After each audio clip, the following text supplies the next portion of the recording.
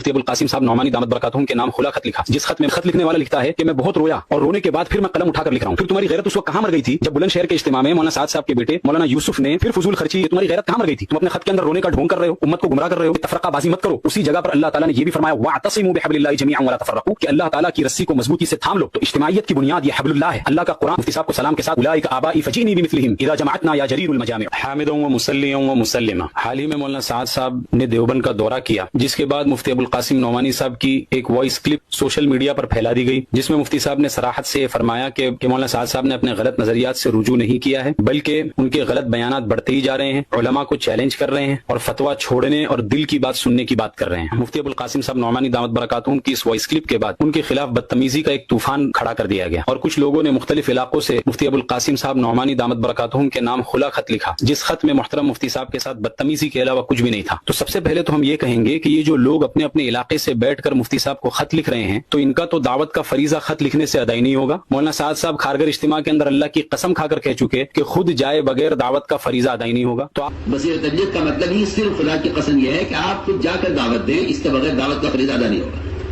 نہ قلم سے، نہ اخبار سے، نہ رسائل سے، نہ موبائل سے، کسی سے بھی فریضہ دعوت کا اللہ کی قسم ادا نہیں ہوگا۔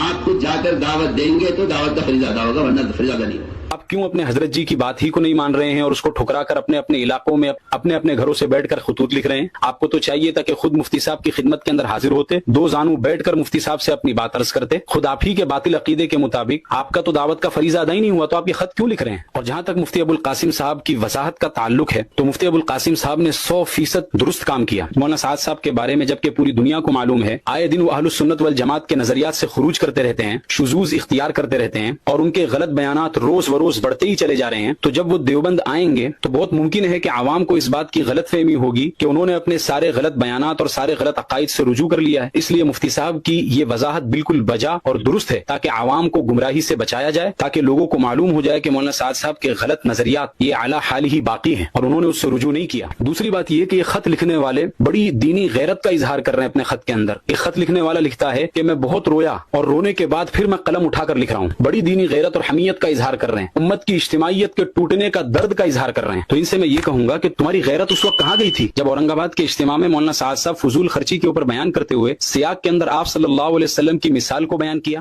شادیوں میں اسراف سے بچو، شادی میں اسراف سے بچو، جتنا اسراف زیادہ ہوگا اتنی اذیت زیادہ ہوگی۔ زینب رضی اللہ عنہ کی شادی کے اس میں آپ نے گوشت روٹی کا انتظام کیا، آپ کی جو شادی آپ کے معمول سے ہٹی، اسی شادی میں آپ کو اذیت ہوئی۔ پھر تمہاری غیرت اس وقت کہاں مر گئی تھی جب بلند شہر کے اجتماع میں مولانا سعد صاحب کے بیٹے مولانا یوسف نے پھر فضول خرچی کے عنوان پر بیان کرتے ہوئے آپ صلی اللہ علیہ وسلم کا تذکرہ اس میں کیا؟ پھر تمہاری دینی غیرت اور حمیت کہاں مر گئی تھی کھارگر کے اجتماع کے اندر جب اللہ کی قسم کھا کھا کر آپ صلی اللہ علیہ وسلم کے دین کے بیسک سٹرکچر پر ہاتھ لگا رہے تھے مولانا سعد صاحب اور مطلق کو مقید کر رہے تھے؟ پھر تمہاری دینی حمیت اور غیرت کو اس وقت کیا ہوا جب مولانا سعد صاحب قرآن میں منمانی تحریف، تفسیر بالرائے اور قرآن کی آیتوں میں اپنی طرف سے جھوٹ ملا کر لاکھوں کے مجمع میں بیان کر رہے تھے کہ خود جائے بغیر دعوت کا فریضہ ادا نہیں ہوگا؟ قرآن نے صاف اعلان کیا ہے الذین یبلغون رسالات اللہ ویخشونہ ولا یخشون احدا الا اللہ، جو اللہ کے دین کے پیغام کو لوگوں تک خود پہنچاتے ہیں۔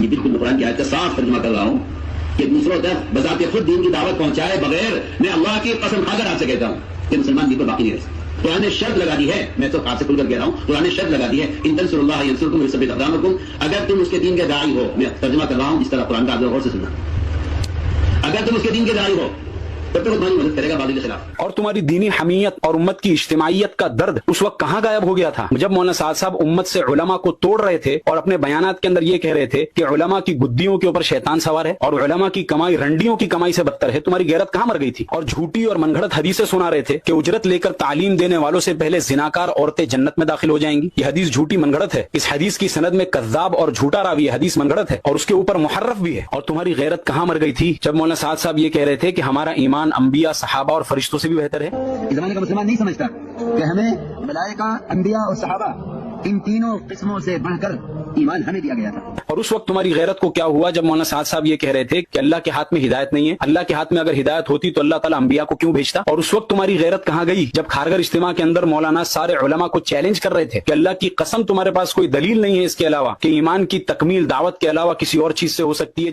کہ ایمان کی تکمیل کا صرف ایک واحد سبب دعوت ہے، اس کے علاوہ اللہ کی قسم کوئی سبب ایمان کی تکمیل کا نہیں ہے۔ میں تو قسم کھا کر کہہ رہا ہوں۔ آپ کے پاس اس کے خلاف کوئی دلیل نہیں ہے، اللہ کی قسم۔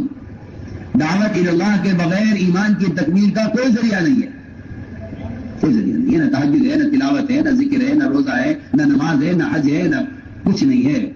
جبکہ حدیث ابو داؤد کی موجود ہے جس میں آپ صلی اللہ علیہ وسلم فرما رہے ہیں کہ ایمان کی تکمیل دوسرے اعمال سے ہو سکتی ہے۔ حضرت عمر بن عبدالعزیز کی روایت موجود ہے جس سے صاف پتہ چلتا ہے کہ ایمان کی تکمیل دوسرے بہت سے اعمال سے ہو سکتی ہے۔ تمہاری غیرت کہاں مر گئی تھی؟ تم اپنے خط کے اندر رونے کا ڈھونگ کر رہے ہو، امت کو گمراہ کر رہے ہو، بڑی دینی غیرت اور حمیت کا مظاہرہ کر رہے ہو۔ جب دین کا کھلواڑ بنایا جائے، جھوٹی حدیثیں لاکھوں کے مجمع کے اندر بیان کی جائے، دین کے مطلق احکام کو مقید کیا جائے، قرآن کے اندر منمانی تحریف اور تفسیر بالرائے کی جائے، قرآن کی آیتوں میں جھوٹ قصدن ملا کر اپنی طرف سے لاکھوں کے مجمع کے اندر بیان کیا جائے، تب تمہاری دینی حمیت نہیں جاگتی، تمہاری دینی غیرت کے اندر اس وقت جوش نہیں آتا۔ لیکن مولانا سعد صاحب کے خلاف کوئی چوں بھی کر دے تو 100 فٹ اوپر اچھل جاتے ہو اور اپنے خطوط لکھ لکھ کر رونے دھونے کا ناٹک کرتے ہو اور امت کی اجتماعیت کی جھوٹی دہائی دیتے ہو۔ امت کی اجتماعیت کی دہائی تم نے اس وقت کیوں نہ دی جب مولانا سعد صاحب یہ کہہ رہے تھے کہ مسجد کے باہر دعوت دینا خلاف سنت ہے؟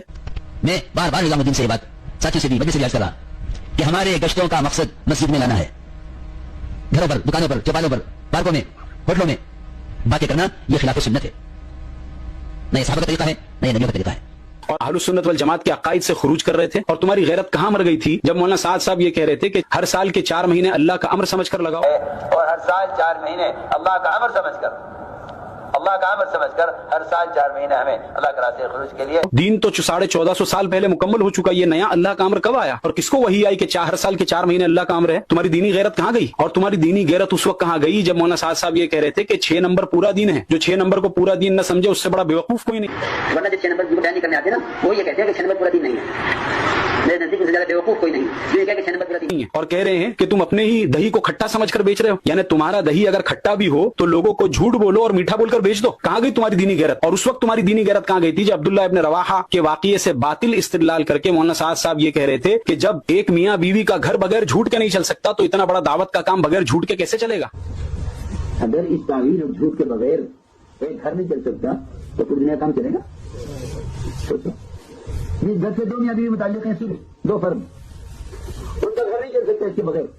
یعنی دعوت اور تبلیغ کرنے کے لیے جھوٹ بولو، کہاں گئی تمہاری دینی غیرت؟ اور 6 نمبر پورا دین ہے اس کے تعلق سے امریکہ کے ایک مفتی منیر اخن صاحب وہ مولانا سعد صاحب کا دفاع کر رہے ہیں اور ٹی وی پر بیٹھ کر اپنا ویڈیو اپلوڈ کر رہے ہیں، یوٹیوب کے اوپر اپنے ویڈیو ڈال رہے ہیں۔ مولانا سعد صاحب کے عقائد کو اگر آپ مان لیں گے تو آپ کا تو تبلیغ کا فریضہ اس طرح ویڈیو ڈالنے سے ادا ہوگا ہی نہیں۔ اور تمہاری دینی غیرت کہاں گئی تھی جب موسیٰ علیہ السلام کی شان میں مولانا سعد صاحب نے گستاخی کی تھی؟ اس وقت کیوں تم نے مولانا سعد صاحب کو خط نہیں لکھا کہ آپ اس طرح نبی کی شان میں گستاخی کیوں کر رہے ہو؟ سلیمان علیہ السلام کی شان میں جب گستاخی کی تو رو کر مولانا سعد صاحب کو خط کیوں نہیں لکھا؟ یوسف علیہ السلام کی شان میں جب گستاخی کی اس وقت مولانا سعد صاحب کو خط کیوں نہیں لکھا؟ تمہاری دینی غیرت کہاں مر گئی تھی؟ دین محمدی پر جب حملہ کیا جاتا ہے تو تمہارے کانوں میں جوں بھی نہیں رینگتی۔ کھارگھر اجتماع کے اندر بھی جتنے علماء شریک تھے میں ان سے بھی سوال کرتا ہوں کہ جو جاہل اور عوام اس اجتماع کے اندر شریک تھے وہ تو بیچارے معذور تھے، لیکن جو علماء شریک تھے کل قیامت کے دن اللہ تعالیٰ ان سے پوچھیں گے کہ اسٹیج پر بیٹھ کر ایک شخص اللہ کی قسم کھا کر مطلق کو مقید کرتا رہا اور تم سارے علماء بیٹھ کر سنتے رہے، تمہارے کانوں پر جوں تک نہ رینگی، تمہاری دینی غیرت اور حمیت کا جنازہ اس اجتماع سے اٹھائے۔ آؤ میں تمہیں بتاتا ہوں دیوبندیت کیا تھی۔ دیوبندیت یہ تھی کہ حاجی امداد اللہ مہاجر مکی جیسے شیخ نے بھی جب میلاد کے دفاع کے اندر رسالہ لکھا تو مولانا رشید احمد گنگوہی نے اس کو اٹھا کر تنور میں جھونک دیا۔ یہ ہے دیوبندیت۔ مولانا رشید احمد گنگوہی کے پاس گالیوں بھرے خط آتے تھے، مولانا خلیل احمد سہارنپوری خط پڑھ کر سناتے تھے، کہتے تھے کہ حضرت میں کیا پڑھوں، شروع سے آخر تک سب گالیاں ہی گالیاں لکھی۔ یہ تھی دیوبندیت، قرآن اور حدیث کے دفاع کے اندر گالیاں کھانا گوارا کیا، لیکن ہمارے ہوتے ہوئے بدعت کو عروج ملے یہ ہرگز گوارا نہیں ہے۔ اور دین کے بیسک سٹرکچر کے اندر کوئی چھیڑ چھاڑ کرے، ایسی چیز جو دین نہیں تھی اس کو دین کا حصہ بنائے، مطلق احکام کو مقید کرے، اس کو ہم ہرگز برداشت نہیں کریں گے اور قیامت کی صبح تک اس کو دین کا حصہ نہیں مانیں گے۔ آج یہ خط لکھنے والے مفتی ابو القاسم نعمانی پر طنز کر رہے ہیں، ان کی علمی صلاحیت اور علمی لیاقت تو شاید اتنی بھی نہیں ہے کہ نورانی قاعدہ بغیر غلطی کے پڑھ سکے۔ یہ مفتی ابو القاسم نعمانی صاحب کے اوپر طنز کر رہے ہیں، جس آدمی نے اپنی پوری زندگی قرآن حدیث کے اندر لگا دی اس کو سکھانے کی کوشش کر رہے ہیں۔ چلو بھر پانی میں ڈوب مرنے کی بات، جب سارے علماء خاموش ہیں، تبلیغی جماعت کے منکرات کے اوپر رد کرنے کے لیے کوئی تیار نہیں، کوئی عالم اس وجہ سے خاموش ہے کہ اس کو امامت سے ہٹا دیا جائے، کوئی اس وجہ سے خاموش ہے کہ اس کو اس کی نوکری سے نکال دیا جائے گا، کوئی اپنے ذاتی مفاد کے لیے خاموش ہے، اور بعض علماء تو اس وجہ سے بھی خاموش ہیں کہ مشورے اور جوڑ کے دنوں میں صبح میں جو قیمہ اور پایا ملتا ہے وہ بند ہو جائے گا، کوئی جماعتیوں کے شر سے بچنے کے لیے خاموش ہے، اور کچھ علماء ان کی تعداد سے مرعوب ہو چکے کہ اتنی تعداد ان کی ہو گئی 200 ملکوں تک کام پہنچ گیا اس لیے اب کچھ مت بولو، قرآن حدیث کے اندر تحریف ہوتی رہے ہونے دو، دین کا بیڑا غرق کرتے رہے کرنے دو، نبیوں کی شان میں منبروں سے توہین ہوتی رہے ہونے دو، سعد ابن عبادہ کے اوپر کھلے عام لان تان کیا جاتا رہے کرنے دو، حضرت بلال کے بارے میں یوں کہا جاتا رہے کہ حضرت عمر نے بدعا دے دی تو 1 سال کے اندر مر گئے، حضرت بلال کی گستاخی ہوتی رہے ہونے دو، شریعت کے مطلق احکام کو مقید کیا جاتا رہے کیا جانے دو، ہمیں تو قیمہ اور پایا ملتا رہے، اور لوگ آ کر हमारे हमें शाबाशी देते रहे कि आप माशाल्लाह बहुत बड़े आलिम हैं, आप जमात के अंदर कितना वक्त लगाते हैं, आपने तो साल लगा दिया। ऐसे मौके पर जब सारे उलमा खामोश है, मुफ्ती अबुल कासिम नौमानी दामत बरकातुहुम, अल्लाह की कसम वाहिद शख्सियत है जिसने देवबंदियों की तरफ से फर्ज किफाया अदा किया है और इस बिदअत और गुमराही के खिलाफ एक सीसा पिघलाई हुई दीवार बनकर खड़े हैं। मुफ्ती अबुल कासिम नौमानी साहब वो मर्द मुजाहिद हैं जो मौलाना रशीद अहमद गंगोही की तरह लोगों की गालियां खा रहे हैं, हर तरफ से उनके ऊपर जुमले कसे जा रहे हैं, लेकिन दीन और कुरान और सुन्नत में कोई आंच आ जाए ये बात उनको हरगिज बर्दाश्त नहीं है। अरे मुफ्ती अबुल कासिम नौमानी साहब को भी क्या लेना देना होता, आप जो करते रहे करने देते, क्यों बिला वजह आपकी गालियां खा रहे हैं? जिनको नूरानी कायदा पढ़ने नहीं आता वो मुफ्ती साहब को खत लिखकर उन पर तान तशनी कर रहे हैं, इतनी जिल्लत मुफ्ती साहब क्यों बर्दाश्त कर रहे हैं? जरा कुछ तो सोचो। हमें फख्र है हमारे ऐसे अकाबिरीन पर, मुफ्ती अबुल कासिम नौमानी साहब जैसे अकाबिरीन पर हमें फख्र है। और ये खत लिखने वाले जितने खत लिख रहे हैं ये तुम्हारी दीनी गैरत नहीं, ये तुम्हारी शख्सियत परस्ती की गैरत। अगर तुम्हारे अंदर दीनी गैरत होती तो मौलाना साद साहब के शुजूज के ऊपर तुम अपने खुतूत लिखते, लेकिन मौलाना साद साहब के खिलाफ जब कोई चू भी कर देता है तो तुम्हारी जो ये गैरत जागती है, ये दीनी, इसको दीनी गैरत मत कहो, उम्मत की इज्तिमाइयत की दुहाई मत दो, ये खालिस शख्सियत परस्ती है। और आखिर में ये बात भी समझ लो, इत्तिहाद और उम्मत की इज्तिमाइयत ये मुतलकन मतलूब नहीं है, बल्कि इसके अंदर कुछ हुदूद और कुयूद की रियायत भी जरूरी है। अगर कहोगे कि इत्तिहाद और इज्तिमाइयत मुतलकन मतलूब है, जिस तरह भी हो बस इज्तिमाइयत कर लो, तो फिर बरेलवियों से भी इज्तिमाइयत कर लो, गैर मुकल्लिदीन से भी इज्तिमाइयत कर लो, राफजियों से भी इज्तिमाइयत कर लो, सबसे इज्तिमाइयत कर लो। जब उनसे इज्तिमाइयत नहीं की जा सकती, हमारे अकाबिरीन ने उनको बिदअती करार दिया है, तो उन्हीं हुदूद और कुयूद की रियायत की वजह से अगर हम तबलीगी जमात से इख्तिलाफ रखें तो इसको इज्तिमाइयत तोड़ने का नाम देना ये महल नजर है। ये तो उम्मत को गुमराही से बचाना है, उम्मत को बिदअत से बचाना है। याद रखो, जहां पर अल्लाह ताला ने कुरान के अंदर ये फरमाया वला तफर्रकू, के तफरकाबाजी मत करो, उसी जगह पर अल्लाह ताला ने ये भी फरमाया वअतसिमू बिहब्लिल्लाहि जमीअन वला तफर्रकू, कि अल्लाह ताला की रस्सी को मजबूती से थाम लो। तो इज्तिमाइयत की बुनियाद ये हब्लुल्लाह है, अल्लाह का कुरान और आप सल्लल्लाहु अलैहि वसल्लम की सुन्नत है। जो अल्लाह के कुरान और आप सल्लल्लाहु अलैहि वसल्लम की सुन्नत की बुनियाद के ऊपर जमा होगा उससे इज्तिमाइयत की जाएगी। जो बिदअत और इल्हाद करने लगेगा तो उस पर तो रद्द करना जरूरी है, और उस पर रद्द करने को कोई अगर ये कह रहा है कि आप इज्तिमाइयत को तोड़ रहे हो तो इंतहाई दर्जे की जहालत के अलावा कुछ नहीं। अब जो लोग भी मौलाना साद साहब के हमनवा और हामी हैं वो मेरे अगर इस वीडियो का जवाब देना चाहते हैं तो पहली खुशखबरी तो मैं उनको ये सुना दूं कि जो भी आप जवाब मुझे यूट्यूब के जरिए से और कमेंट के जरिए में लिख कर देंगे तो आपका तबलीग का फरीजा अदा नहीं होने वाला। मौलाना साद साहब खारगर इज्तिमा में कह चुके, खुद जाकर दावत दिए बगैर तबलीग का फरीजा अदा नहीं होगा। तो बिला वजह अपना टाइम वेस्ट न करें, मेरे इस वीडियो का जवाब न दें, क्योंकि आपका तबलीग का फरीजा तो इससे अदा होगा नहीं। कुछ कंस्ट्रक्टिव काम के अंदर अपना वक्त लगा लें। वमिन्ना खतीबुन ला युआबु हामिलु अगर्रु इदल तफ़त अलैहि अलमजामिउ वमिन्ना गदात अर्रवइ फितियानु गारतिन इदा मतअत तहत अज़्जुजाज अलअशाजिउ वमिन्ना अलज़ी क़ादल जियाद अलल वजा लिनजरान हत्ता सब्बहत हन नज़ाइउ। और ये आखिरी शेर मुफ्ती अबुल कासिम साहब नौमानी की शान में, मुफ्ती साहब को सलाम के साथ, उलाइका आबाई फजीनी बिमिस्लिहिम इदा जमअतना या जरीरुल मजामिउ। हाज़ा व सल्लल्लाहु अलैहि वसल्लम।